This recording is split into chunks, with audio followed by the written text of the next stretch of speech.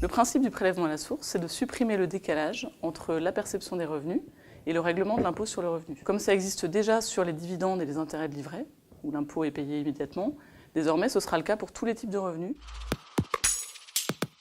Pour le taux de prélèvement, 3 possibilités. Le cas général, c'est qu'on applique le taux qui est calculé en fonction de votre déclaration de revenus, celle que vous faites au printemps. Donc on l'appelle le taux personnalisé du foyer fiscal. Ça, c'est ce qui s'applique de fait. La deuxième solution, c'est dans le cas où vous êtes marié ou pacsé et que votre conjoint et vous avez un fort décalage de revenus, vous avez la possibilité de demander à avoir un taux individualisé.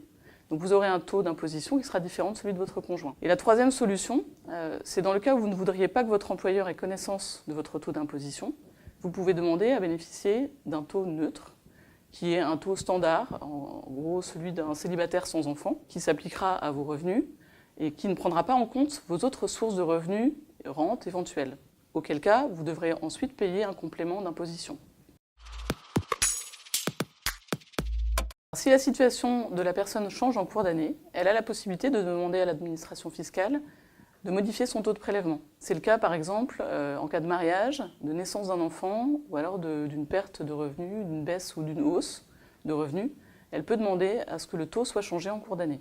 Ce qui est important à retenir, c'est que l'unique interlocuteur, c'est l'administration fiscale. L'employeur, il ne fait qu'appliquer un taux d'imposition. Il n'a pas du tout d'informations sur la façon dont le taux est calculé. Il y a une confidentialité totale sur la situation de chacun de ses salariés.